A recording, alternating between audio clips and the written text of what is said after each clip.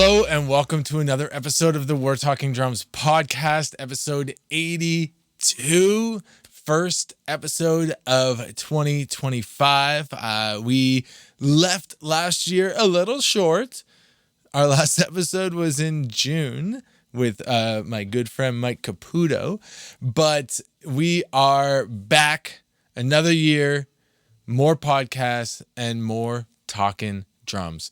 Before we get into anything here, I just want to mention that I will be on tour with Stryker in Europe in February into the early days of March, but we are supporting our good friends in Unleash the Archers on their European adventure. And we also have Seven Kingdoms, who I recently toured with in North America in November, December. So it will be great to hang out with them again. And I am excited to meet all of you fans across Europe. Unfortunately, our one UK show in London is sold out.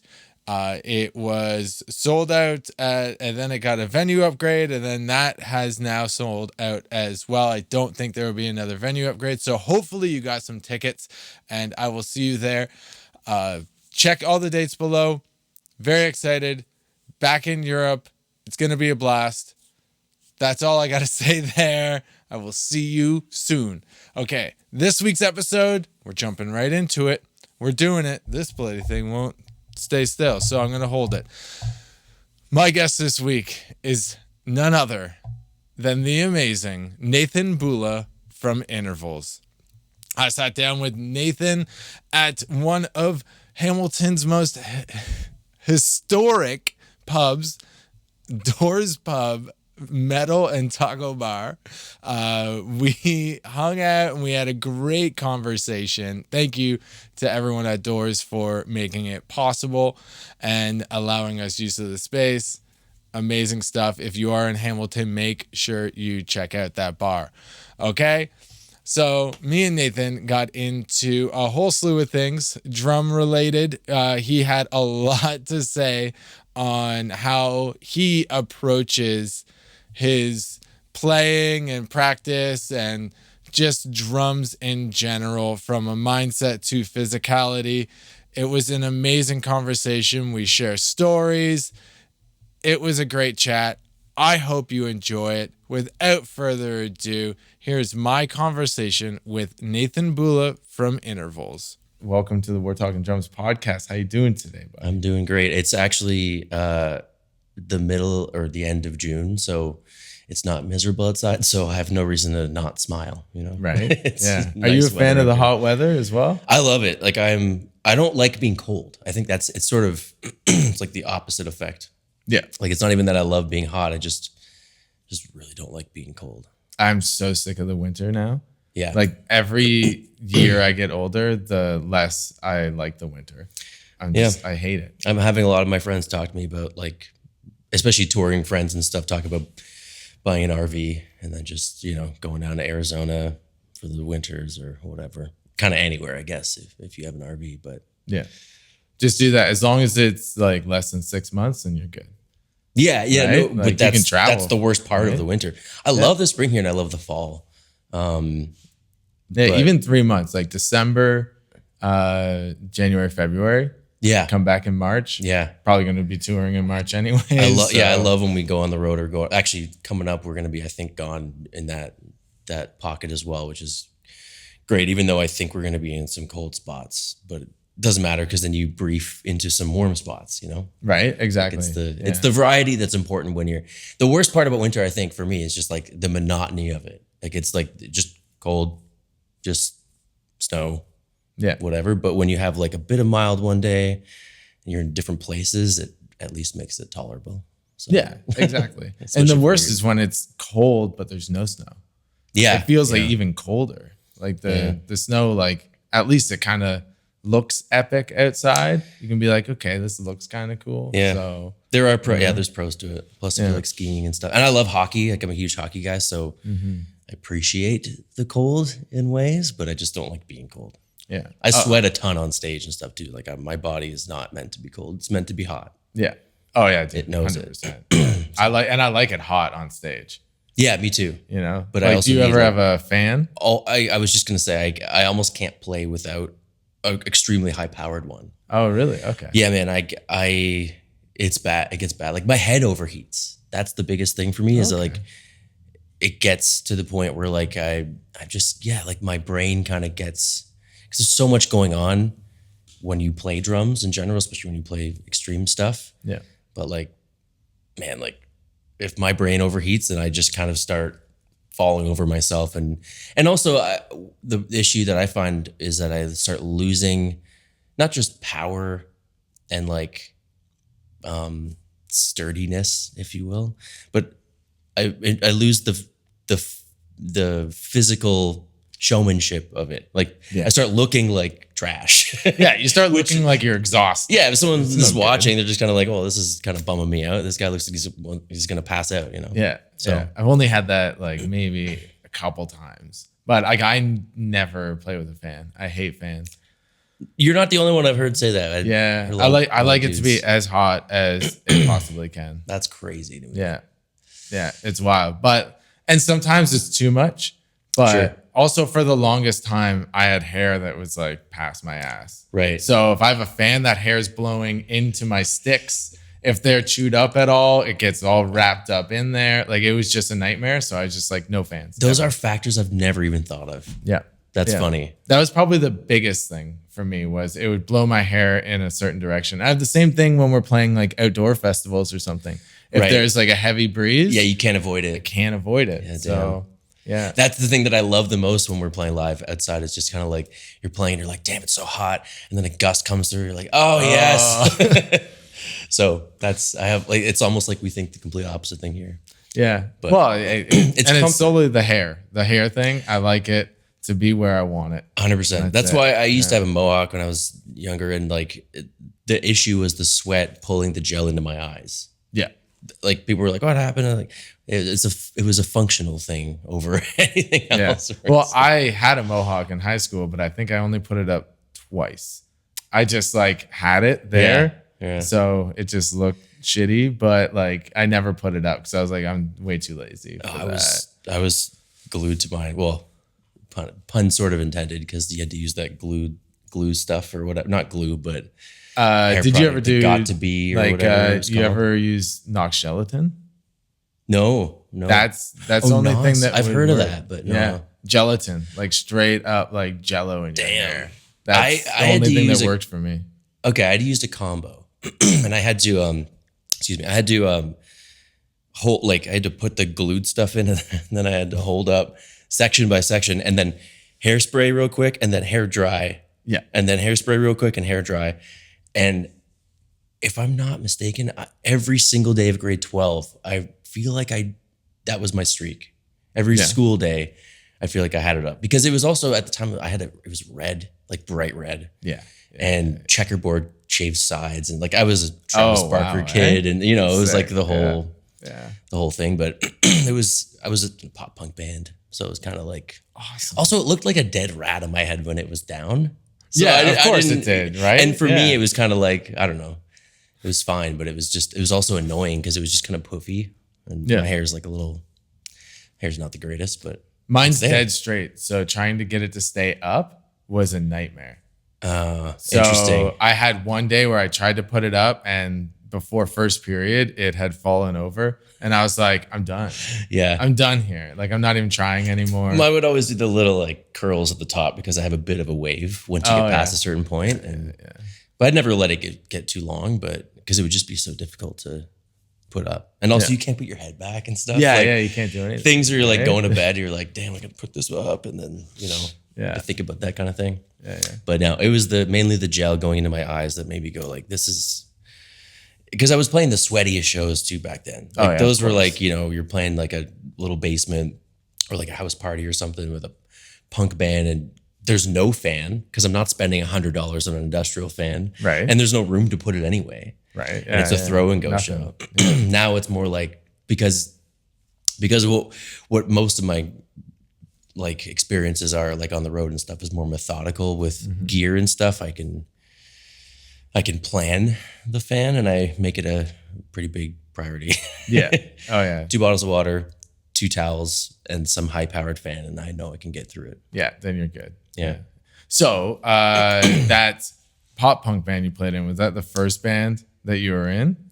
The high school pop punk band? I had 2 of them. The one later on was more like pop punk, kind of like poppy kind of pop punk, like Simple Planny and other bands like that, like The Starting Line and Cartel. I'm trying to think of some other bands that we used to listen to back then. But my first band was starting grade 9, grade 10. And actually those guys came over last week for the first time to jam. I haven't seen the one guy in maybe 20 years. Wow. Like I just saw those guys and we just had a free open jam, which I also haven't done in probably a decade. Yeah.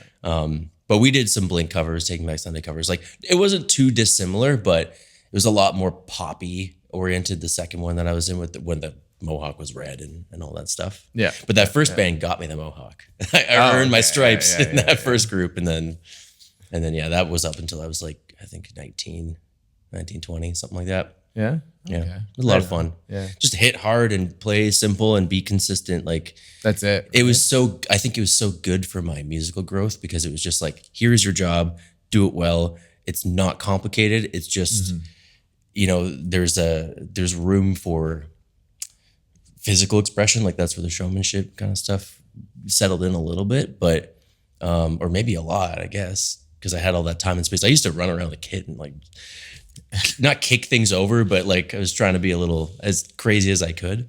Yeah. And it, like I said, I think it paved the way because now I'm just playing the same stuff, just way more notes, Yeah. Same kind of idea where the consistency is important, high energy, but it's like, double, triple, maybe quadruple the notes. Yeah. And you're really just focusing on like complementing the music. Sure. Right? Yeah. Always. So, of course. Yeah. I mean, that's rule number 1, but it's like preparing yourself for that because there's a fine line between playing a bunch of notes and like playing the notes, like putting them where they belong and like really putting them in the right place with authority. Yeah. There's like I say this a lot with any students potentially watching would probably roll their eyes because I always talk about separating what you're playing and how you're playing it. Because what is like right, left, kick, right, left, whatever. Anyone can like put those things together. Yeah.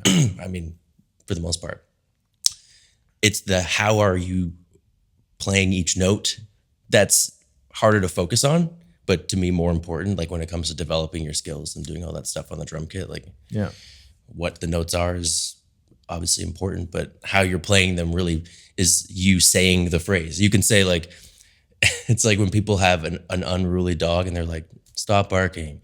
And then you have other owners that are like, stop barking. And then the dog actually stops. Yeah, exactly. It's, you have to kind of convey your message, not just with the words, but with the tone of how you're expressing it. Right. So anyway, pop punk taught me all that stuff. Pop punk taught you all of that. Yeah. That's where I learned it. That's really interesting because I've never heard anyone kind of put it in that type of way, but it makes total sense. The separation thing? Yeah. Yeah. I mean, I think I was dealing with a lot of, myself when I was trying to learn how to play more notes. Like when I was post the pop punk bands, kind of got into the metal scene and like realizing the importance of if a note is supposed to be played and it's not heard, then is it supposed to be played? Like, what's the point of it? Yeah. So if you can't actually make it come across, like, I know this kind of sounds like play your parts, but it's like, if you're not going to play that note loud enough or you're not able to in that section, then just change what you're doing to make that rhythm come across. Like maybe that means not playing a left foot on the bass drum and instead playing a left hand on the floor tom, for example. Yeah. Okay. Because your left hand's free and your left foot maybe is like not as strong. Like I'm just talking purely personal examples because I do this kind of thing all the time working around, but yeah, how you are playing those parts really is what, like when you think of your favorite drummers, you're not just like, oh, it's because he can go right, left, right, left. It's because of how he's playing. Yeah. You know? Oh yeah, 100%. My favorite drummer in the world is Benny Greb, and like doesn't really matter what he's playing. It's how he's playing. Yeah. That makes you go like, damn. My God. Damn. Yeah. Like anything he plays on the kit. And is it's just not even like, on the kit though. Yeah. That's the best part about him. A guy like him where you're just like, you can just give him a avocado toothpick and a snorkel and he's going to make a, orchestral. Yeah. He's going to make something musical with it. Yeah. Like 100%. It's going to stay somewhere. And that's kind of it too, is like, you're not just hitting things for the sake of hitting things. Like it is a musical instrument. So there's a musical expression there. Yeah. Right. So, and that's kind of the, like, people finding their voice as well within the kit. 100%. I think dynamics are more a part of your vocabulary than, like I said, your stickings, like your patterns, like all that stuff. The way that you play, the way that you come across that. It's tough because dynamics is kind of, I have to file under both in a lot of circumstances because, like I said, it defines how you are playing, and how you are expressing dynamics is, its own kind of category. But the coordination thing and dynamics are also extremely related. Like if you're playing like think about, I use this example a lot, a paradiddle, just the universal thing that everyone knows. I didn't actually, when I first learned the pattern, I didn't know there was a dynamic element to it where the first note's accented and everything else just isn't. It's not a big deal, but paradiddle, like that first note's supposed to be a larger note or an accent. But if so you're comfortable with that, you're like, bam, I'm doing that. I'm playing that at 4,000 BPM. It's great. And then it's like, okay, well now move the accent from the first note to the second note. That's not the same pattern. No. Like it's totally different. Yeah. You're not changing your sticking. You're just changing the dynamic structure of what you're doing. Yeah. So you have to file it under what as well. The dynamic thing. It is like it's an all-encompassing variable when it comes to playing. But yeah, that's just a funny side of it because it's like I struggle to sort of like put it in one or the other because it so has everything to do with everything to me. Yeah, definitely. And that's the difficult part when it comes down to like recording and stuff is these days, or at least for the last 10 years when samples became a huge thing, a lot of these bands are losing dynamics, and you could just toss in any drummer, and you're not really getting the voice of who's actually playing it, right? Right, because you're replacing their dynamics. Yeah, like all typically, yeah. For a while there, it was like everything at 127, right? Yeah, and it was just everything sounded terrible. Yeah, everyone's like, yeah, it's awesome, just hit as hard as you can all the time. And it's like that's kind of takes away everything. Well, because right? I mean, it makes sense how we got there because the human ear, the producers, the guitar players, the people that are writing some of the stuff when it's not drummers. Like it's satisfying to hear the drum just get beaten the piss out of. It's nothing better than just a huge smack, right? Yeah. And it's really interesting hearing a lot of those blast beats are a great example of that. Exploiting that 127 when it's it's happening at a speed physics would never allow. Yeah. You just can't actually get there. Yeah. Based on the power and the speed that you're doing. In fact, a lot of this stuff, it's a trade-off between power and speed. Like you get your French grip, you get your German grip. Either of those are good at different things, dexterity versus just sheer power. Yeah. But yeah, the sample thing is actually interesting to me because we have access to multi-velocity sampling, multi-layers, and all that has been around for just as long as sampling just in general. Yeah, 100%. So I'm just amazed that we don't exploit that aspect of it, really take advantage of the fact that we don't have to make it sound fake. You can totally still make it sound real. And because I understand that a lot of replacement or sampling and layering, things like that, it's a natural thing based on the fact that bleed gets into microphones from cymbals, and it's tough to make the drums sound the way you want to, or the way that it almost feels like in the room, or the most optimal produced drum set thing. 100%. But so you have to do things like sample, replace, or layer or whatever. But we have the tools to make it do it in a respectful way. You know what I mean? In a realistic way. And I think we're heading there now. Most like top level guys are anyways, like know, like, okay, you don't put anything over like 110. Yeah. Like that's your top. Yeah. And then you take your time and you really like make sure you adjust all your velocities properly. So your samples, even if you're not replacing it, but even if you're just supporting the natural one, you still need to make sure that you change those velocities. It gets so weird so quickly if it's not one-to-one. Yeah. But I mean, you can make your own samples now. Like there's endless drum samples out there. I made like a bit of a pack when we did the last intervals record down at Sweetwater. I realized I was driving here and I was like, damn, I love this place, eh? Yeah. And we were there set up for a while. I was like, let's take advantage of this, and made some trigger files, some TCI files. And like part of it was just to make sure that we were coming back a few months later for a second time through, and we just wanted the consistency between both setups and to make sure that we're tuning the drums the same way and doing all that stuff. But it was also like, I kind of want to capture this sound in this room, but also know that I played that sample. It's something like almost homery about it, or like when you're kind of like, you feel attached to something and you're like, oh, well, there's a sound on there that wasn't originated by me, even though it doesn't really matter. Yeah. It's like everyone's using samples from like Dave Bendith and like all these different producers. Like there's like a handful of pretty widely used ones out there, but something about being able to make your own, use your own, and know that they may be sampled slightly or like replaced or augmented or whatever, but not by anyone else. Like it's totally you.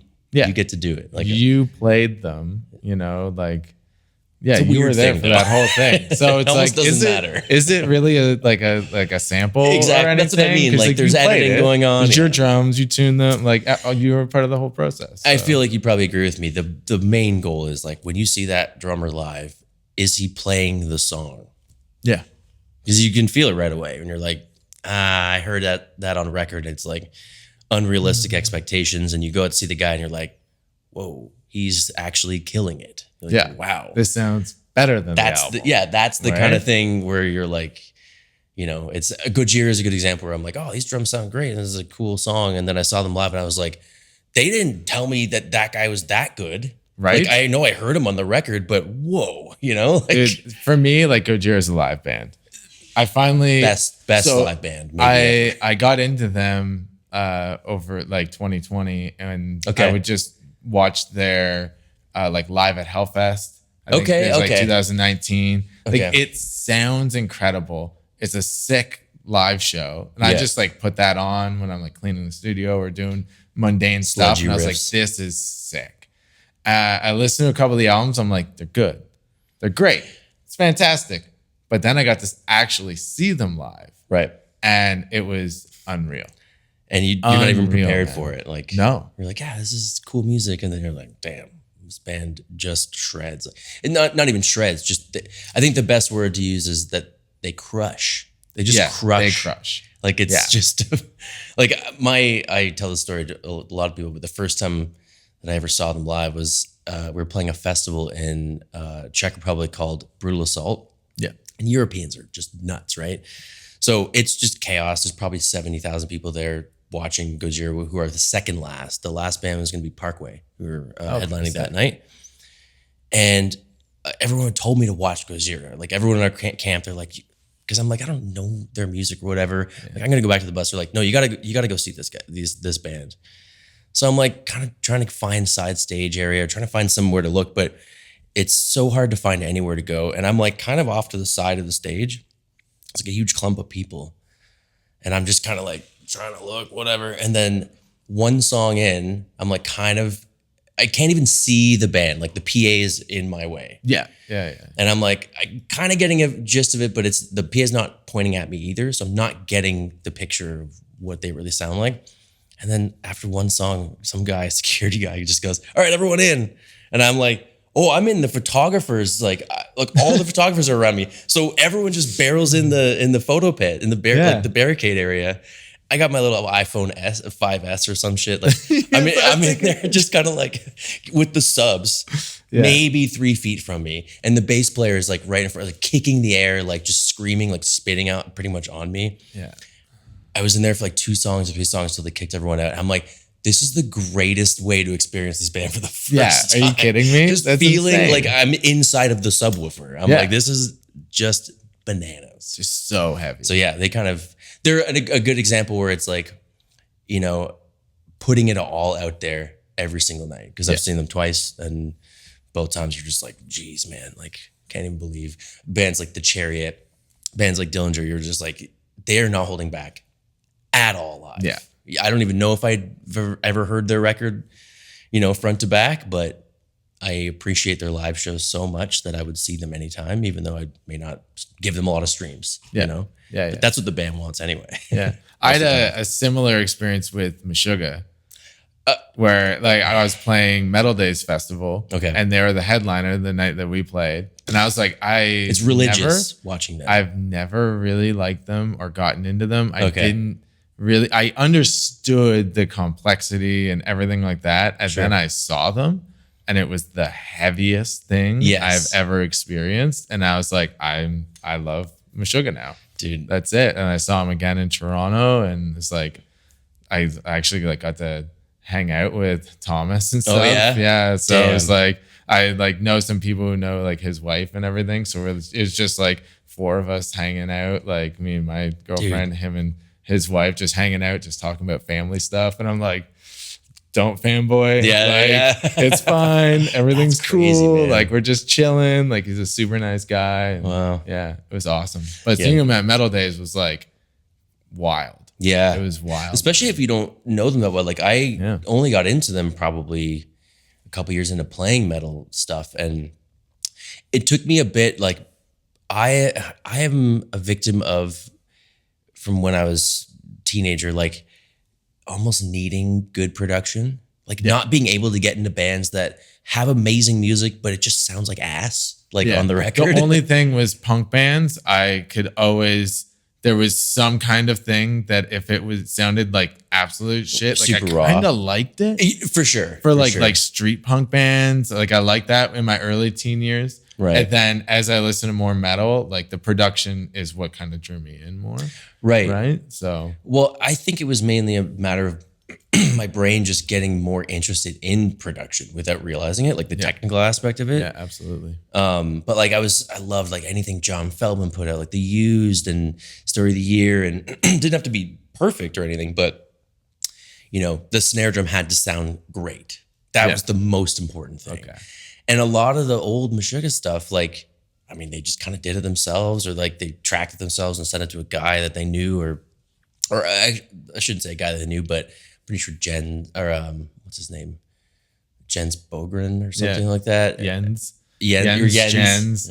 Sorry. Depends if it depends if you're Swedish or not, how you pronounce it, I think. So but I mean, like, think about, you know, Chaos Sphere and Nothing, like records were like they remastered and they like sound better, but until I had gotten into, I think Call House had just come out, and it still didn't sound like polished like everything else, you know, that I was listening to. But I think I got over.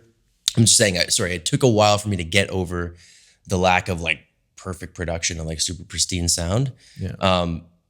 But there's something about those records that when you turn it up, it feels more live, but you have to turn the treble down to make it feel good. Yeah. Otherwise, it just hurts. Yeah. So when you see them live, you're like, I want them to like capture this moment. So half the time I listen to live stuff, like they did that DVD. We used to watch that shit all the time. I lived in the house with my guys from my band Auras. We used to listen to what do they call that DVD? It was right after like Bleed and stuff came out. Anyway, it's them just in various places, and it's like, you know, consistent mix the whole time, and it's like they're just so bloody good. Yeah, it's just crazy. Yeah, crazy so band. Heavy. And like they don't need to move around or anything on stage. They do not move, and that's at all the best. It's so epic. Yeah, and it's so weird because most bands you'd be like, what are you doing, dude? Yeah. Yeah. Like, no, then the stage show and the lights and everything is so perfect. And they're just for silhouettes. Just silhouettes. And the last time I saw them, they're all in like doorways. Yeah. So they have their spot on stage. They stand. Like, that's because they've been doing it like that for years. Like, so and the lights too. Like, I know they've done a lot of programming. I think I've heard over the years, but recently, but like they're like, I think Thomas's cousin was doing lights for them, like physically playing. Like, there's a couple of videos of him out there just going, like, playing Bleed on the light. Oh my God. Just like, you're just like, oh my God, this guy knows the music as well as the guys on stage. Like, it's a whole, it seems like this is one of those things where you see a lot of the like legacy acts or acts that have been around for a while have a crew that have been around together for a long time. And you start seeing like the benefits of that cohesion and that like understanding of what each other's roles are and stuff. Like, it's just Meshuggah's a whole different beast of a band. They really are. Yeah. But all those, like, talking about lighting guys, like, so many bands just play to a click now and they just program everything. So they have an LD design everything. Sure. Right. And then they have to go in and make sure everything functions properly, but then they just hit play. And we've done that a few times. It's great when it works well, but you still have to have someone to actually, operate it and figure out when problems happen and stuff. Yeah. You definitely still want somebody there. Yeah. Someone dedicated to that role for sure. Yeah. Yeah. Then you have to. Let's talk about the new record. You recorded it at Sweetwater. Yes. What was that? Well, first off, what was because this is your second album with intervals. Yes. Me? Third album. Fourth? Third. Yeah. Because I started full-time on the Shape of Color tour, which would be 4 records ago now. Yeah. 2016. Yeah. Oh, wow. Okay. The cycle started in like January or February, March or something like that, 2016. I think it came out in December 2015. Is that right? Maybe. We'll fact check that. Yeah, we did. No, this would be my third one because we did The Way Forward. We did Circadian in the middle of 2020. And then this most recent. This is the first time we've ever done it as a group, more or less. Like, minus Travis, our other guitar player down in Houston, but I mean, you don't need a second person if Aaron's there taking care of guitars and really in every sense of it, because it all gets sort of refined into the last second, right? So Was there anything different about this one? Obviously, it'd be a little different than the last record because the last one was done in very different time setting. Well, right?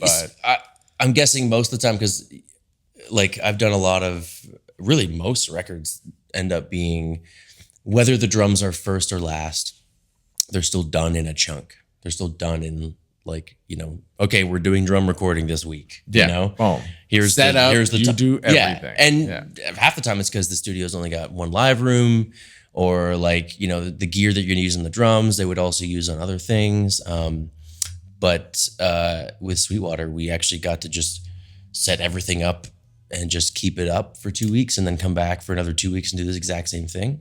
Oh, wow. So I would do drums like for the song when it was ready. Like, it was like we'd start tracking, usually like rhythms and kind of bed layers and stuff, get some bass in there, maybe get to clean guitars, and then maybe even finish all the lead guitars before drums. Or we would do drums and then go back and do lead guitars, knowing that I can hop in there and be like, oh, let's embellish this one part. Right. And like punch in a fill or something like that. That's like the dream. It was awesome. Because I loved it, man. I want everything done. Like, I want the entire record done, and then I go in and do drums. That's how I do almost everything. Yeah. I want drums last. And everyone thought I was crazy. The last album I did, like, we had everything, pretty much everything done before I did drums. And I was like, that's how I want it always, forever. Because a lot of what I do plays off the leads and the solos, or like accenting on vocal parts and stuff. Totally. And if that changes at all. And that's the time when it will change. In studio, when they're going, oh, let's do this one little thing. Right. And I think the reason why we do this as metal drummers specifically is that every other instrument you're doing in the tiniest sections or can easily do in the tiniest sections. Right. And you can also come back next week and do it again. Like just put the knob at the right spot and put the mic in the same area. Like it's usually very easy to recall that. Yeah. Whereas like tearing down drums and going, damn, we should put that one fill in and like pack it, like unpacking the drums again, setting them all up. It's like, and just with phase with that many mics and Nightmare. like consistency. Yeah. Because like all of a sudden you'll get to this one part and like these 2 bars just sound drastically different than the 2 bars before and after. It's like you can't really do punch-ins that easily. I might be wrong, but I feel like we punched. Okay, so we did the 2 week sections. We did over like we left actually after the first one. Did a tour with Spirit Box, and after the burial, that was that one I was talking about before we were on cam. And then we went back and did the second section, which is we just needed 3 more songs. We had done 5 initially, so we go back and before we left, Sean and Jason, the head and assistant engineers at Sweetwater Studio, they're the best guys. They had like they were like out there with laser measurements like all over the room, like figuring out how far the mic was from the ceiling and that wall and the kick drum, like literally making sure it was perfectly recallable, because we may have to punch something in like after that first time through. And I think we might have punched something in for a preview. I could be wrong there, but we definitely did it for bass and guitar for a couple parts. We were like, after a couple months of absorbing the rough mix or whatever, being like, oh, we're missing a part here. We're like, we should change this thing. Yeah.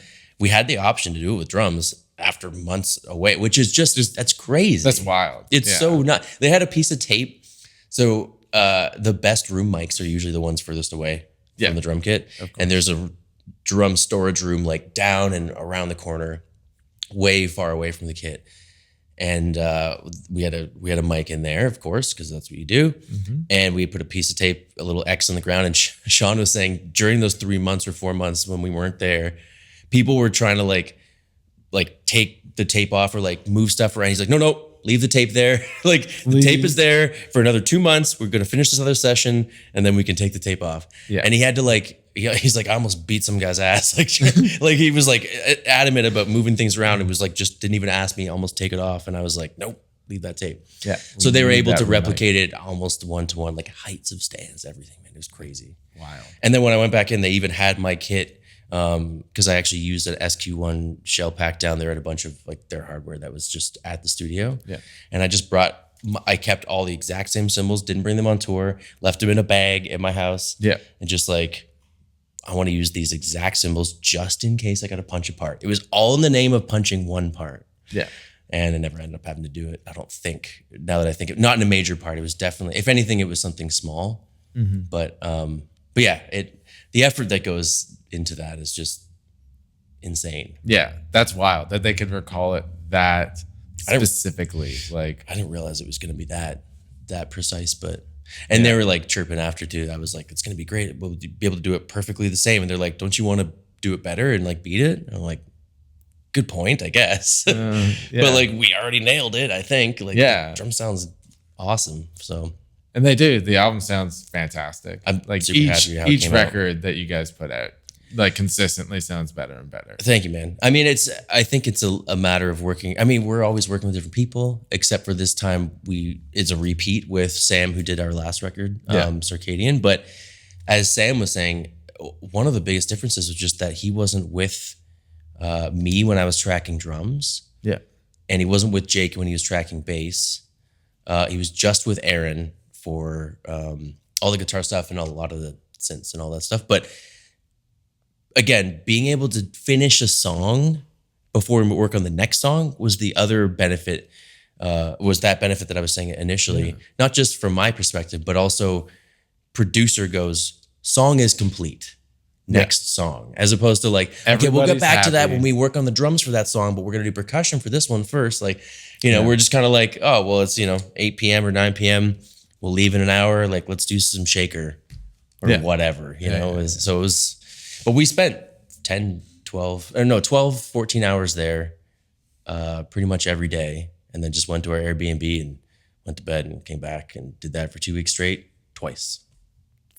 We got a great product out of it. And a lot of the stuff was even done beforehand. Like, I mean, a lot of the feature stuff is all synth electronics based stuff. There's no guitar player, no vocal feature, nothing. That's just, it's all like electronic based stuff, or like synth based stuff and whatever. And a lot of that stuff was parsed out during the pre-production stage beforehand. Oh yeah. So that we didn't have to waste time on that stuff. And Aaron spent a lot of time curating how things blend but also giving Sam more options than he needs so he can take things away. It was more of a process of removing things we didn't need because there was so much. Yeah. And then just replacing the demo stuff or the pre-pro stuff with the real version. So program drums and turn into real drums. And I'm trying to figure out, what's a comfortable way to play this part and how can we kind of ramp up certain things and yeah, exactly. Whatever, right? Now, do you write all the program drums or does Aaron have a big handle on that? Have you ever seen Aaron play drums? Guy can play drums. Guy can play drums? Yeah, so when he's programming, he builds the song starting with drums typically, or like a riff or whatever, but he's marrying those two things together. Yeah. And what I think just happens in his brain is that he's looking for this outcome that can't be reached unless all the pieces are there. Like it kind of doesn't work if it's like a sketched out maybe drum thing. More so in the way that I think everything is cohesive in that music. Like Auras is similar. My other band where Josh also is a good drummer, and he writes a lot of the really like 80 to 90% of what ends up happening from scratch. Yeah. And a lot of the tweaks are made by myself and our other guitar player, but that's a little bit more open, but you always know when he had a note in there on purpose. You know what I mean? Yeah. But it's like, okay, well, he's got a splash in there and that's not really what I'm going to necessarily do, but I know he wants an accent sound of some sort. Right. And I'm also starting to hear that after hearing the rep. So it does help to have that, like, here is an idea from a drummer's brain kind of. And they both know how I play for the most part. So there's often like good ideas right away. Like I walk into it and I'm just like, that's a cool fill. Like I would totally do that. Yeah. Or like, that's something that I always do. Thank you for putting it in there because it's going to be comfortable for me, Yeah. It won't be a struggle to try to figure this shit out. So dude, and it all relates to exactly what we talked about at the beginning, the what, how thing, but it's all staying in your comfort zone as much as you can. Like I'm not going to try to play something where it's like, oh, I'm gonna probably not be able to like translate this really like effectively live night to night. Like if I say that to myself, I change the part. Like I figure out what I'm gonna be like able to excel at, and maybe it's something I have to actually do reps on. But there's inherent things like my left foot and my right hand, for example, aren't meant to work that well together because they're different sides of the brain, and there's already like a almost like a miscommunication between the two of them. Whereas I know my left hand and left foot work better together. Right. There's things like that where I can just be like, okay, well, here's something worth working at, as opposed to this is going to feel sticky no matter how I do it, but I could get it 20% of the time. Like, like not worth it for me. Yeah, not a high enough percentage. Yeah, no. But the guys are in there. They were in there like kind of cheer me on half the time. Like, you can do this. I know it's a crazy part, but you got it. And just having guys like in the room for that alone helped, because we haven't had that before. Because as you know, it's usually when you're in there doing drums, it's like the guys are sleeping on the couch if they're even there. Right. It's typically you and the producer, you or the engineer, maybe one guy from the band that maybe wrote or has opinion on things. And last two records I did, I just went up and it was just me and the producer. Yeah. That's it. And the one guitar player came up for half a day. Okay, just to like make sure that things are on track. Everything's going well. I'm like, everything's great, Well, and there's a level of like, it depends on how much if it's your parts, like the Aura stuff, I have to prepare a lot for it, but I'm preparing for it by programming it. Yeah. Like I'm going through, sorry, for interval stuff, I should have been clear about this. I used to program my version of things or like play it on the E-kit or whatever, which I might start doing moving forward because I got a fancy new E-kit that's very comfortable to play, which makes a huge difference. But even just for jotting down MIDI, and I also do tons of work that way. Tons of clients come and don't want a full drum kit, like they don't have the budget necessarily for it, or they don't really need it, or it's crazy stuff where I'm like, I can't really play this perfectly live, but I could program it and I could make it, or I could play it on the E-kit. But that Aura stuff, like I like to rearrange it and kind of just go through things piece by piece. And by the time I've done it a few times, my brain's a lot more ready to like learn the actual motions, you know, like the patterns are in there in the head, and you're not kind of going like, wait, what is this thing? Is like 1, 2, 3, 1, 2, 1, 2, 3, 4. Like you're already kind of going da da da da da da da. Here's the thing. That would just get my feet to do it. You know, you're halfway there. You're mentally prepared for it. Yeah, definitely. Once the pattern's like in your head, and you can get comfortable with your hands, or vice versa with feet, and then you can bring your hands into the mix. And totally.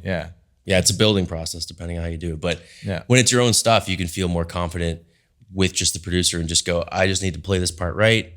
Just give me a second. Yeah. Versus the interval stuff is a lot more like, you know, this is me replicating the demo, maybe note for note, but maybe different. And what I do differently may affect the way that it's perceived. And so having the guys in the control room saying, you know, can you go back to the demo version more accurately? Or, hey, that's a cool idea. Can you run with it and try to maybe, you know, just add some more cymbals with it? Or maybe it was, I don't know if you ever get this, where like the part was programmed, but it's like a fill or something. And they're like, you get down the line and they're like, oh, I don't care if it's that filler. I could be anything. And I'm like, oh, damn. I was like, that's just a placeholder. Learn this weird fill that you put together. Yeah, like, they're like, no, I just like mash the keyboard. And there you go. Yeah. Like, so communicating with, and every time I do this kind of like session stuff for people, which is really, it's all the time. And I'm always dealing with this like communication thing where it's figuring out what they want.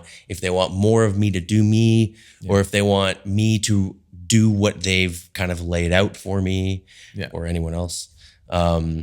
It's always interesting to me what people want, because sometimes people are so like, don't care, just do, like, send me whatever you want and I'm gonna love it.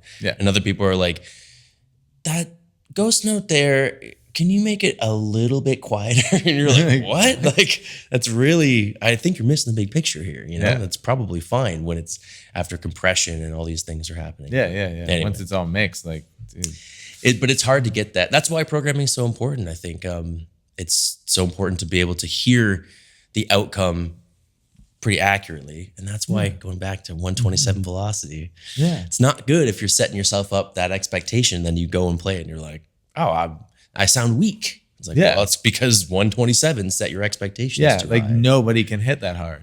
Even like So, once, like good luck. You know? So, but programming is kind of the blessing, I think, for modern music, because it really helps us. Like half the time I'm programming a part before I ever learn it. Most of the Aura stuff is that way. Or other times it's like, I'm just doing it to make sure that, you know, it's going to sound good. But I'm not like, I don't have to learn it. I just don't want to sit there and record it and then mix it and edit it and like do all these things to make it sound legit. You know? Like with the demos of my band's last record, we sat there and like we wrote the album together in our jam space. Nice. Everything Old mic'd school. up. Like, dude, it was very strange for me. Totally. And like that when we went to record, it was like, okay, these songs are not done yet. So we're going to start with guitars and we're going to flesh out the rest of the song. Right, because you didn't really do pre-pro. You just kind of did like jam demos. Jam demos pretty much, right? And we had like my kit mic'd up so I could take all those tracks and edit and do a mix and like template that mix, and everything was fine so that we could send to like labels and stuff like that. Like here's our demo, and they're like, okay, sick. But yeah, when it came down to actually recording, and like I produced the whole thing, so it was like, I know that we're not done. I'm not recording drums till the very end. Like, let's start tracking and we're gonna figure this out. That's when you start parsing out the details and just kind of figuring out what makes sense. The other guitar player, or the guitar player in Auras, who's now the only guitar player, because we've had a bit of a shift recently, but he always takes the parts. Actually, now we almost we pretty much only have MIDI demos now, like guitar Really? and drums. Wow. Until we're like ready to like pre-pro it kind of thing. Yeah. But MIDI guitar has actually got me. I'm working on another couple records with another band, and like they didn't know about this, and they're guitar pro guys, and blew their minds when I just chucked the MIDI through, and they're like, "We don't have to track pre-pro for like for our shit anymore. Like we can just put it through this program, and then it sounds like guitars." It's like, yeah. By the way, it really helps to give me some inspiration when it sounds like a guitar. When it's Guitar Pro and it doesn't sound like a guitar, it's really hard to be like inspired, right? And be like, oh, here's a cool, like, you know, it's like, it doesn't sound like a riff. It just sounds like dong, dong, dong, dong. Yeah. Like weird, like bouncy 90s MIDI, like video game music type stuff. Like I can't believe they haven't improved that sound over how many versions of Guitar Pro, but yeah, you know, it works. It's just and then you can go and like take that MIDI and run with it, tabbing it out and whatever. But it's interesting. I mean, everyone that's the one thing I've learned, I guess. The moral of the story is that everyone writes in totally different ways, and it just depends on, you know, where you stand in that hierarchy. Like if it makes sense for you to put your stamp on it, like be you, or if it makes more sense just to kind of, because I've kind of come from a history of like playing and trying to play almost everything. Like basically everything inside of jazz and speed metal. Cannot do either of those genres, but everything inside of that, I at least have a shot. You know, it's somewhat in my wheelhouse. Yeah. And like that's kind of just naturally created the desire to at least be able to be a chameleon if I need to be a chameleon. Right. If I need to fill in on a gig or whatever, like I want to make sure that I'm doing it justice. But that's the fine line between like balancing the input that you should or could have on original songs, original music. Like it's, you know, it's a responsibility and it's important to respect it, right? Like it is. Yeah. You know, you don't want to hold back if you should go forward and try some shit out. So it's important I always try to like ask, but it's hard to like ask, and it's hard to find the words to be like, do you want me to go crazy here? Or do you want me to want to do my thing? Like, yeah. So now, speaking of like kind of being a chameleon and having to like do certain gigs, I didn't realize that you played drums for Kim Mitchell. Yeah. Oh yeah. Yeah. Dude, what day is it? 4 days from today, when we're recording this, is my 10-year anniversary from the first show that I ever played with him. I found this out actually a couple months ago because I was like, I realized it was 2014. And I was like, shit, what day was that? And so I put it in my calendar as like a reminder of like, dude, it's been 10 years.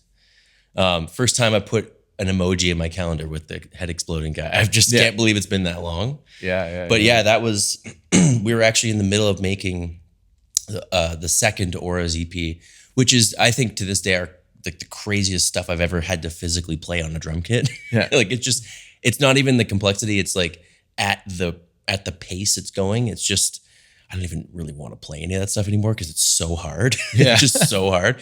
And we're in the middle of those sessions, and I got a call from the guy that was playing for him at the time, who was just filling in for a country band called the Roadhammers throughout that summer. He had a bunch of tours and stuff. And he was like, I got like 4 shows that I can't make. Can you fill in? And it was because I grew up on Max Webster. I grew up on Kim. I loved Check was my favorite song when I was 11. Million Vacations was a huge one for me. High Class and Borrowed Shoes. Maybe one of the best songs ever written to me. I never got to play that one live, unfortunately, but Patio Lanterns, like Go for a Soda, like it was just classics. It was such an epic time, and I was so young. I was 24. I didn't know Rock and Roll Duty. Okay, that song is underratedly like the best feeling of playing just 2 and 4. 0 extra kick drums, almost no crashes in the song. Yeah. It's surprising how few. It's like nothing to it drum wise. Yeah. As Kim calls it, denim. Like, don't put too much denim on it. Crashes. Really? Like, I was doing that with like Soda. He's like, chill out on the denim. Like, what does that mean? What does that mean, dude? You know, but okay, because this is a drumming podcast, it's important to mention this. This was an important moment for me as a mature professional, we'll say, like not being or learning to be a mature professional. One of those things that you don't ever have time to think about when you're playing metal, especially when you're playing like, I've seen some of the dudes you have in this, like Mike Caputo's not playing like 10 notes in a show. Like the guy's playing so much stuff going on. Malian, Malian grooves too. He can kind of do anything. Yeah, everything he plays is a groove. Oh, I love that guy so much. One of the nicest humans in the world. Yeah. But we were in soundcheck. It was my second or third show with Kim, and we're playing Rockland, if you're familiar with that song. Yeah. Another one of those songs that just has just 2 and 4. Yeah. And very few crashes. Like it's all about just holding the groove. And like there's no fills really almost at all in the song. It's been a while since I played it, so maybe I'm talking out of turn. But I just remember playing this song in soundcheck, and Peter Fredette, who's the bass player and the guy that sings the high stuff in a couple of the tunes, but he does the leads in not Alana. I can't remember the song name. God, it's been a while. Peter, who's just an absolute legend and really kind man, like just super good at like guy tuning monitors going 1.25K, no, 2 dB less at 2.4K, like doing shit where I'm like, oh, dude, your training is like crazy. Yeah, he's hearing things, right? Yeah. And I'm like, I've never even heard that detailed before. And in the middle, we're playing Rockland and finished the song, and we only did like 2 or 3 songs. And he was like, dude, I love where you're sitting your kick drum. It just feels great. The snare feels like you could pull it back just like a tiny bit. And I'm like, okay, sure. I'm literally just like, God, I'm not thinking about where my notes are placed. I'm like on time for the most part. Like I'm not rushing, I'm not dragging. I'm thinking big picture, like I'm not doing anything untoward and not like, or anything like, amateur or whatever for the most part. But then I'm listening back on a GoPro recording that I had, and I was like, damn, I am just ever so slightly. And I think it was just the positioning of the hands. Like you're crossing over, you're on the hi-hat, your snare hand is below your hi-hat hand. Yeah. So you're just naturally, if you're right-handed like me, or really any-handed, and your hi-hat hand is your dominant hand, that's probably what's going to be linked up with the click more accurately, right? Yeah. So your other hand, if it's underneath it, like I think I was just kind of almost flamming, Ever so slightly. Just the slightest flam. But no one had ever said that to me. And I was like, damn. So the whole show, I was like, I'm just like, shit. Like lay back on the snare, for almost forgetting little parts, like kind of. Yeah, because you're so hyper focused on that. Yeah, and I'd never rehearsed with the band either. Like the first show was just like a show up and play. Like here's the 18 songs we're gonna play. Yeah, I'm Kim Mitchell, and I'm like, damn, dude. Like, good thing I already know half the stuff from growing up, but like I had to like just know, I had to be prepared. That was a great click or no click gig.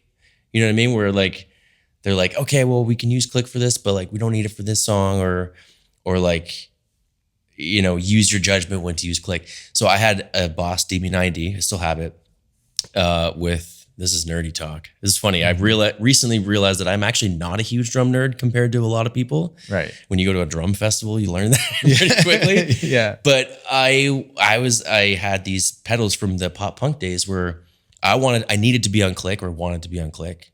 None of the bandmates, like we didn't have tracks or anything. I just wanted to be consistent because I was so bad at rushing everything. Adrenaline would get to me, and I'd be like, bashing away. And so I'd click. I had this little click board where I could I could start and stop the click track. Oh, wow. With one pedal. I could also go forward and backward in memory. So I would set up the set list and be like, for a song, second song we're playing, whatever, 120, 135, whatever. so that I could end the song and hold the ring out on the cymbals, hit next and go 1, 2, 3, 4. And then, that way it was seamless live in the pop punk days. Yeah. So I pulled that rig out for the Kim gig because he was like, we'll do, this like couple songs I don't really, I'm not married to that tempo. I want you to judge if it feels good, if we're playing live, if it feels good to play faster or whatever. Like I want you to go with it. So there'd be times where like I'd have the click on and you'd see him kind of like back up a little bit. And I'd be like, turn the click off. Just go with, I hope I didn't knock the mic. Just go with what you see on stage. And you're really, that gig was all about adapting.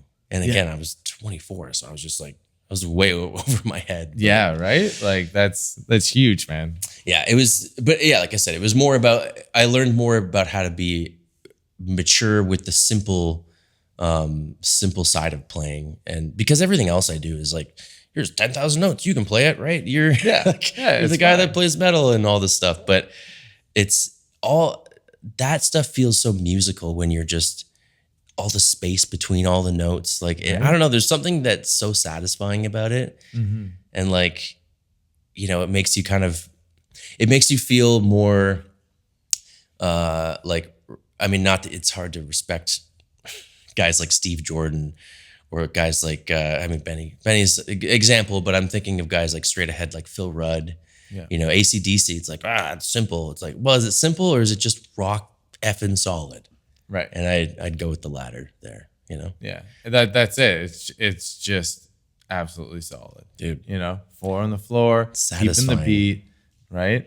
Just making sure that snare's in the pocket. But I know so many drummers, especially in the metal world, it's like that's just not their bread and butter. They're not even comfortable doing it, which is fine. It's actually like a whole different side of music, but it's where I come from. And it's also why I stop at the speed metal. Like I can't play fast double kick for more than, I don't know, 15 seconds. Like I'm really like limited to my ability to do like anything speed wise with stamina, Yeah.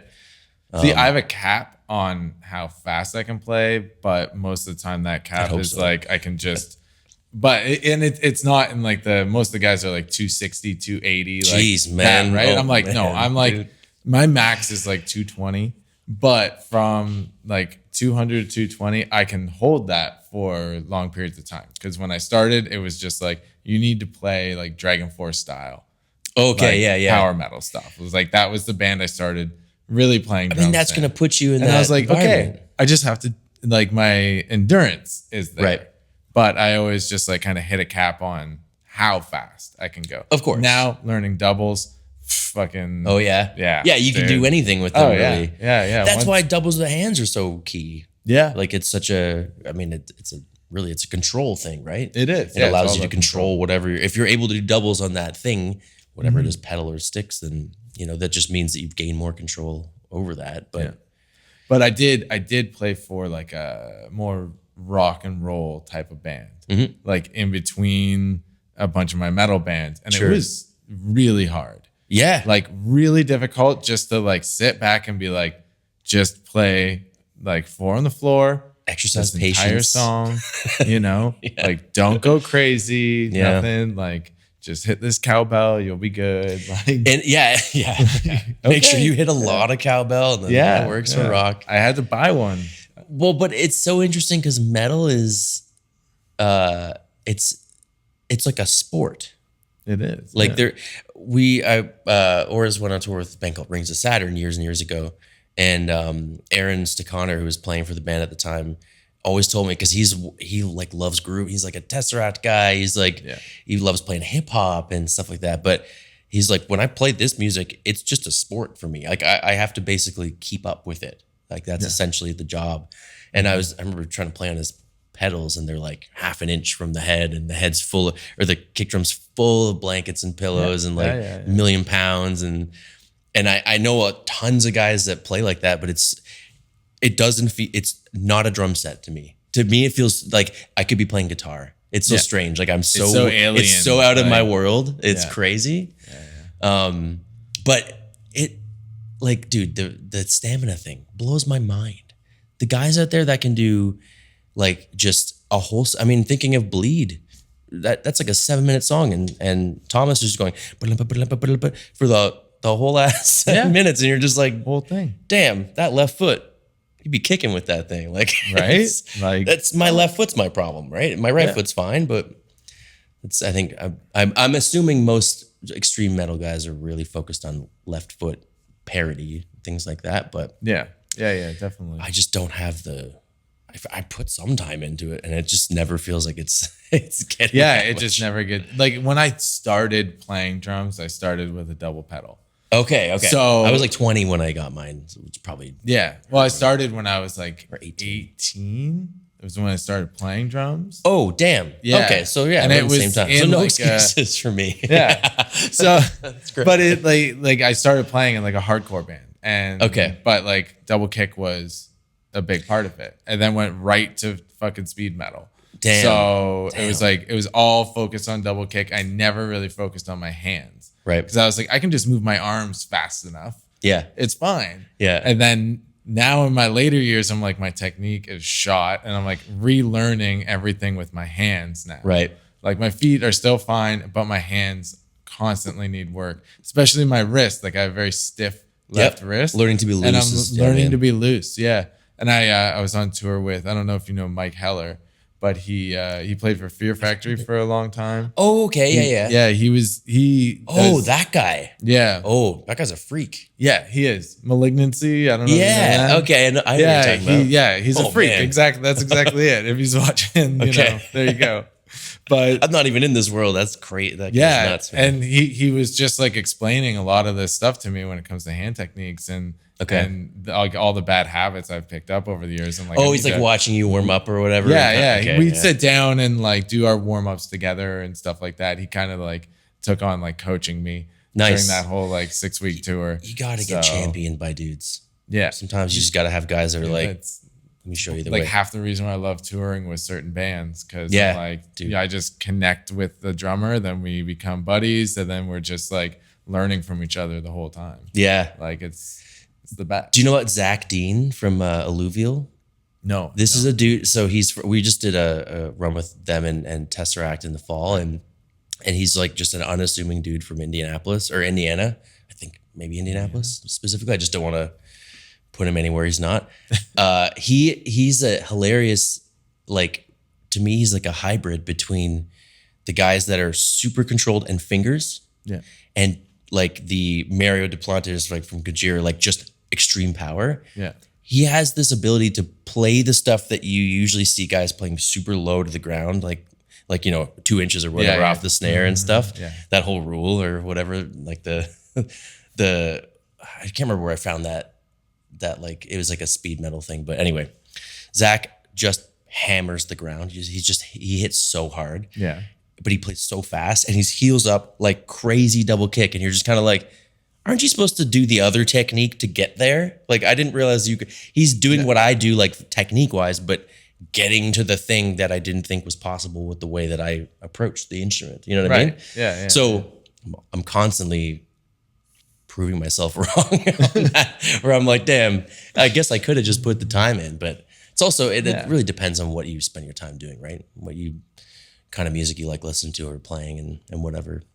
I've never really been a huge metal guy, but I do love lots of different metal bands. Yeah, of course. And like all our bodies are different. Like I feel like in your younger years, what you did kind of allows you like the different like muscle memory and how like elasticity of everything is like curated in what you did in your younger years. Like if you're some into patterns sports that you did and stuff. For sure. Too. Yeah. You know, it's what your body's capable skating of, as a right? kid. If I didn't get on the ice, I wouldn't be able to skate now as an adult, like on ice or with the ice skates. It would just be way harder. Yeah, exactly. So like everything you did in your younger years kind of sets you up for what you're doing in your later years and how easy you can pick up on certain things. Yeah. Right. I'm sure you can get there if you put the time in, but the amount of time you would have to put in compared to somebody else will be different. Yeah, right? Absolutely.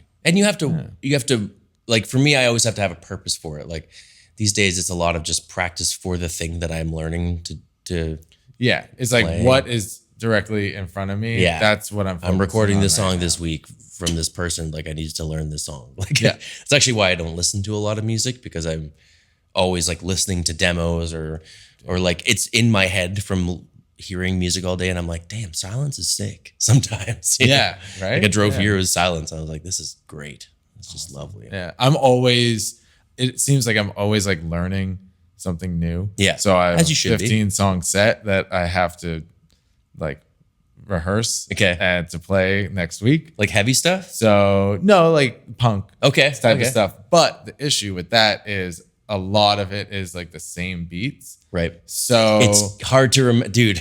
It's difficult to remember. More Because technical stuff, you can kind together. of section it up and like this is this, that's that, and you remember that. This, it's a lot of the same repetitiveness. So, and you have to remember where the pauses are because they're crucial. I have to explain that all the time. People are like, how do you learn all these different parts? I'm like, it's almost easy because nothing repeats. Yeah. You know, I was saying this actually to a friend the other day, that I was explaining this exact thing and trying to compare it to, think about the records you know really well.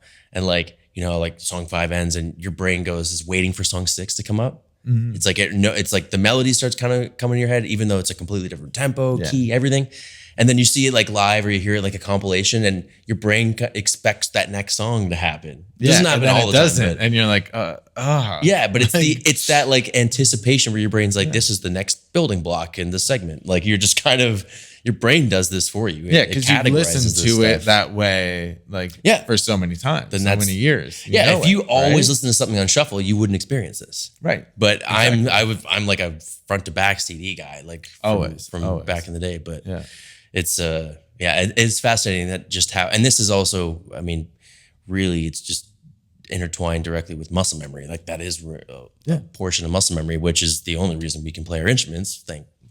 Praise Jesus for that. It's like that, dude. Muscle memory is like one of those things where you fight with it and you're constantly at its mercy, but it does wonders for you because you can think about what you want on your pizza later on while you're in the middle of a show. Like things like that where you're like, damn, I forgot to close the fridge.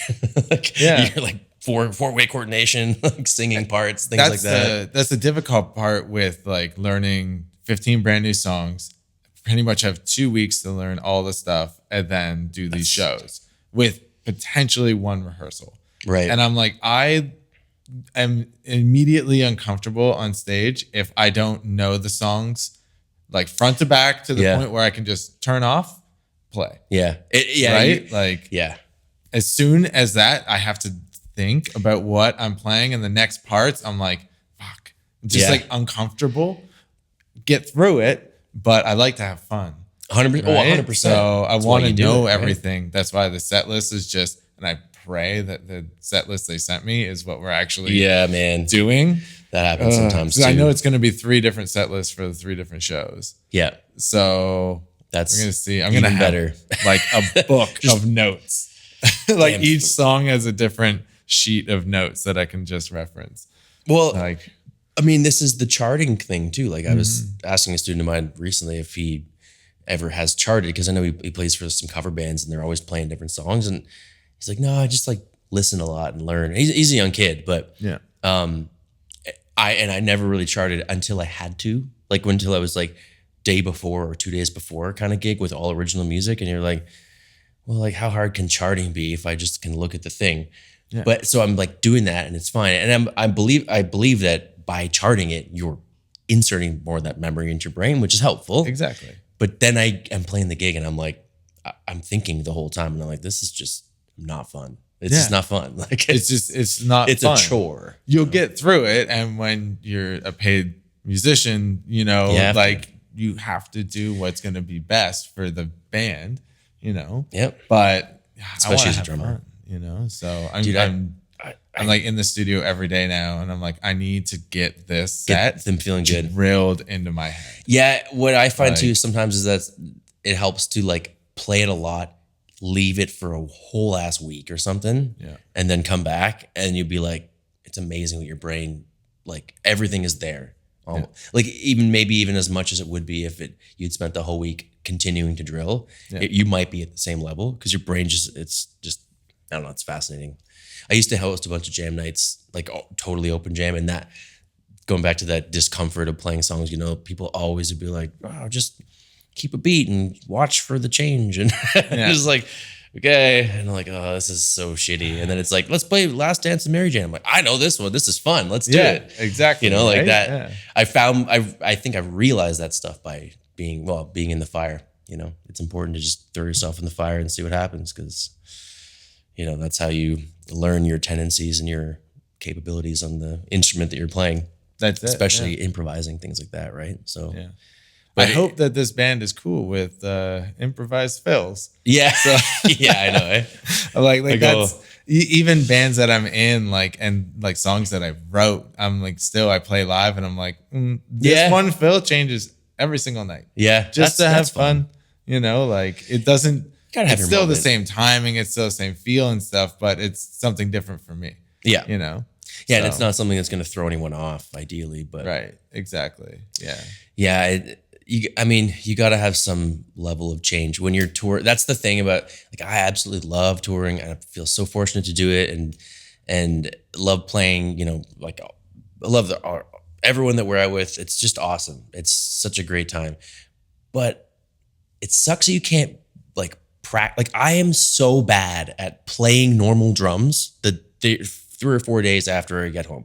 Like, I try to sit down on the kit and just like kind of, I'm like, like, what the hell? Like, what am I doing? Yeah. But I had just played like precision. I had played songs with precision for weeks, and like at a high level, like active, like feeling like an athlete out there, which I immediately stopped feeling like headlining, like an hour, a couple thousand people there or whatever, and you're just like, damn, this is the best. You come home, you're like, I can't play my instrument. Yeah, I can't play a simple beat here. But there's a level of like monotony where you get to that, you know, 4th, 5th, 6th week, and you're like, you're really not excited about playing those songs anymore. You're just excited to play the music in a way. Yeah. Like, you're excited to be there on stage, but you're not like, this part is awesome.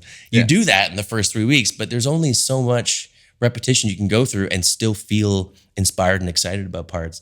But, you know, you come home for a couple months and go back out and do it again. It's almost like you've never done it. Right. So it's like this great back and forth of fresh every single time, for the most part, in most ways. Yeah.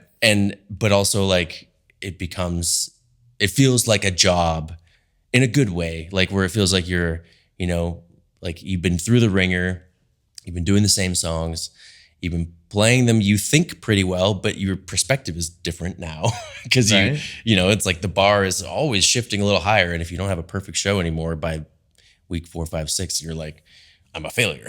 Right. You know, it feels like the expectations get heightened. But then like you take that break and you go back and you're like, damn, I love playing these songs again. Yeah. It's amazing how that happens. Yeah. I always find like kind of what you said though, is like the longer I'm on tour, the worse of a drummer I actually get. Yeah, dude, it's this. You start out, you're like, I'm trash. I keep fucking up this one part, and I don't know if I'm able to swear or not. You can swear whatever you want. Yeah, it's fine. Just, you know, I have a lot of like younger students and stuff too, where it's like I try to be in the middle of it, but I also try to make sure that they're an adult at the same time, even if they're like 14, 15, because you'll eventually be an adult. Yeah.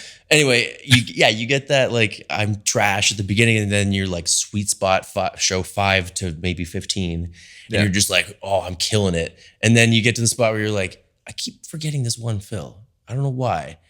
And then you think about it every time it comes up, and you're like, nope, keep fucking it up. Nope, it's not working for me. I don't know what it is. Or it's like a little foot pattern or something for me. There's always something.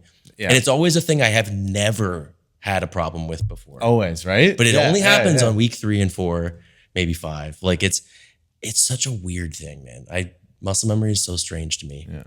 But I find like even if I can play the songs and I can play the set, it's great. Right. But like you said, like I get home and I try to play anything. Dude. Anything else. And I'm like, nope. It is like a challenge. I'm a worse drummer as a whole. Like, I can still play all the songs. The set, like, seamlessly front to back, that's fine. But that's just the same, that's all there. Because it's the same thing night after night. But like playing anything else, or like trying to learn something new when I get home, like jamming. No. Oh, and it's like sound, and you have to do sound check, and it's like, okay, play the whole kit, and I'm like, Like I don't want to play apart from the song because I'm about to do that. Right. And I don't like I kind of want to jam, but it's like my crappy attempt at jamming and like trying to sound. And you have to play like and- you attempt to play every part of the kit so that you can that's hear it. And it's I'm on like, your mind. 100%, 100%, man. It is such a fascinating thing when you're like, because you just think about the show for the most part when you're like watching bands, but then all the like warm ups, like we didn't even talk about really warm up or practicing or whatever heading into shows, but it's like, everyone's got their different ways of doing things, and it's amazing how like, enough repetition and you can just kind of go ahead and really do anything, well, to a certain point, but it also hinders you from doing anything but that in a way, like feeling loose and free on the drum kit. I got to take 4 or 5 days off, and then I'm like, day one, the biggest platter of sushi in the world. Okay. Day two, maybe even rock some movies, which I almost never watch of any sort. Yeah. Unless hockey's on, then I just start watching hockey like crazy. Day three, probably get back into teaching and things like that. Day 4 or 5 is usually when I go like, I'm just gonna like play the drums, see what happens. Yeah. See what happens. Dude, the last tour, or not last one, but we had 2 back-to-back with 3 weeks in the middle. And in the middle of those 3 weeks, I had to record the next EP for the Auras guys, which is getting mixed actually right now. Do you know Buster Odahel? Yeah. He's been on the podcast before. Oh, no shit. Okay. Yeah. Also drummer, but also guitar player and guy producer, like amazing producer. He was around here actually while we were on that. While I was on that last tour, I think he was touring with Humanities around here. Yeah. I think I was on tour as well. Okay, yeah. I would love to see them live. I've heard it. I heard it was insane. But I'm not going to butter up Buster right now. But he's he's mixing that record right now. But I had to do that in those 2-3 weeks at home, and I was planning on doing it the first week, and I just had nothing. You know what I mean? Like and I was also learning the 4 songs that I had to track, and I was like, so I just had to like take a few days. And then also I was so sick at the end of the tour, so that it was really hard to like learn things. Also setting up the studio again and doing all that. It's a whole no. God, drums I was so the same way. Like, we got like insanely sick at the end of our tour. So I came home and I was like, I'm taking like 3-4 days just doing nothing. Yeah. I might have had sushi twice. Yeah. There you go. But yeah, no, it's funny. Routines, man. Yeah. So interesting. Yeah, it really is. Yeah. Awesome. Well, let's wrap this up. I think we've been going for like hour 20 or so. Yeah. I actually do have to get back and teach at some point. Yeah. What do you guys got coming up? I saw that you guys are doing Japan. Yeah, we announced that today. We're doing Japan. We're doing a couple other things over there that will be announced soon. I actually don't know exactly when. I didn't actually know that we were announcing Japan today. Yeah. But that's all happening like, November, a bunch of stuff. That's the first kind of time we're going back into it. We toured basically not nonstop, but a whole bunch into this record release. The record came out the very last day of the last tour we just did. And it was just atypical. Usually you put the record out and tour. And then tour. And we did it the other way. So we were taking the gap in the summer. You guys did a bunch of touring like last year as well. Yeah, exactly. Exactly. And trickling in new singles from this record. Like we've been playing some of the stuff. We ended up playing three of the songs. So November, we're going to kick it all back in. Cause like I said at the beginning here, we got to get, or maybe it was before we started this. we got to fly all my, like everyone's got to fly in. It's like a whole operation because everyone's from different places. Bass players from New York, other guitar players from Houston.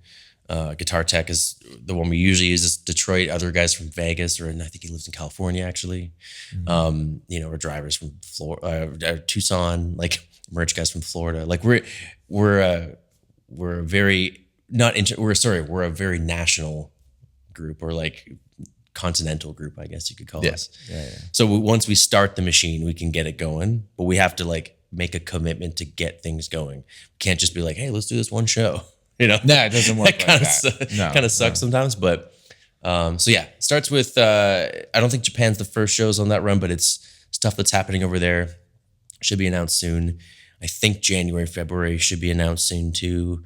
And then I believe we're gonna do a headliner in around North America, like in the spring, as far as I've been told. Awesome. Which will be probably exactly when I go back out on tour. Oh, so we'll miss each other again. Miss you guys again. You know what though? I find that most of the time these days, I'm seeing most of my tour friends more often because we're running into them in cities. Yeah. Like it's happened a couple times. There's so many times where we're like, oh, down the street, ABR is playing, and then over there, Coheed's playing, and then down there, like it's like there's always people I don't know. I almost feel like sometimes tours like go together in the same, like, you know, almost follow the same path, which makes sense because there's only so much you can do with routings, as we know. We're talking about deadheading it to Florida earlier today, but like, you know, you want to keep your drives minimal so you're not, you know, depleting your gas income. Right, exactly. Yeah. So sometimes it, like, one tour starts this way, the other one goes this way. And you like meet up in the middle. Paths, right? But typically you're going to meet up at some point or something, like, unless you're chasing, you know. Yeah, if you're chasing each other. I think we're chasing Glory Hammer on the last tour, but then we met up in Texas, in Austin. Oh, nice. Which was great. Yeah, which was awesome. I mean, Austin's one of the best places to hang out. So yeah, it was super to me, fun at least in the States. Love it. I love Austin. Dude, Texas is so great. Every time we go down there, it's a great time. Like, have you had Shipley's Donuts? Like, Travis, our guitar player, is a Houston guy, so he's, you know, we've gotten a bit of the heads up on what's good down there. Yeah. I think it's a Houston thing. There may be one in Austin, or I think there was one in Dallas when we were there last, or maybe it was San Antonio. We didn't play Houston last tour. Oh my God, I can't even remember. The point is Shipley's Donuts. It's like the Krispy Kreme situation. Okay. Where they're just like kind of plain donuts. Yeah. You get them warm, and you have the slowest show of your life because you eat 6 of them. That's me. Yeah. We're a big donut band too. Dude. So like even Krispy Kreme, but like we do Voodoo. Oh, Voodoo's donuts great. Voodoo's great. Like, Shipley's to me though is, man, top tier. Top tier. If you're in Fort Wayne if you go to Sweetwater, because a lot of bands do that where they're driving through. It's actually a wicked place just to go and just check it see out. the store, but also check out the studio. Yeah. Sean and Jason are usually there, and if there's no session going on, they'll let you take a peek. And there's a place called Tom's Donuts there that we've had a couple times, and damn, that place rules too. That's closest to Shipley's I've ever had. Yeah. I'm like, but when they're fresh, man, god damn. It's like fresh donuts. You know? Awesome. All right, sick, dude. Well, on that note, we'll end on donut. Now I got to go get some donuts. I know, I'm really thinking about it. Yeah. We got a cool place down here, Donut Monster. Okay. Just on Lock, which is pretty sick. Okay. Good to know. Yeah, it's great. I'm vegan as well, and they have like a large number of vegan donuts. Perfect. Which is awesome. I don't know what Shipley's does, actually. I don't know enough about them. Travis just hooks it up. He just knows. His wife will like bring him or something. Most aren't, but that's why I love Voodoo, because they do the vegan stuff. So, which is sick. Trying to find vegan donuts sometimes especially in the States. Yeah. There are a lot of vegan places these days, but donuts less so, probably. Yeah. Yeah. Whenever I find the place though, like go ham on it. Write it down. Keep it there. Oh yeah. Do you have like a map type thing like you follow? Or is there like an app, like vegan places to eat and stuff like that? Because there's a couple. There's a couple of them, but most of the time I just like punch it into Google. Yeah. Right? Google Maps, like vegan food. Yeah. Vegan donuts. So you love Portland, man. Portland's just great. Portland, for vegan most food, most things are vegan. But other than like, that's true. That's true. There's pros and cons. It depends on where in Portland that we're playing. What's that venue right beside the Voodoo? The original Voodoo. I mean, and it's not the Hawthorne because we played the Hawthorne last time and I really enjoyed it. Yeah, I really like that. I like that area. Rules. Sick. The place, like the grocery store across the street. Yeah. Is like very handy. Yeah, it's perfect. Was it the Roseland Ballroom? Yeah. That one, that's the Voodoo's close, but that area is a disaster. I'm thinking of a smaller venue, like a 300 cap that I played with Auras years ago, but I don't remember. I don't know if I'll remember it. But I played those 2 years and years ago. I played another one that was upstairs. It was probably like a 150 cap or something. Okay. I don't remember anything except the opening band of the tour lit off a ton of fireworks that night in the middle of the street. And we're like, dude. Oh, we've had that happen to us as well. Yeah. At a place called Jurgles in Pennsylvania on my birthday. Okay. So that's a whole different That's a celebration. I don't think they were doing anything. It was while we were on stage. It was very funny. Oh, yeah? Okay. That's a whole different combo. But yeah. Anyway, thank you for having me. Appreciate it. Thanks for coming on, man. Dude, This has been a blast. I live pretty close, so hit me up and I'll come back again. Yeah, for sure. Let's go.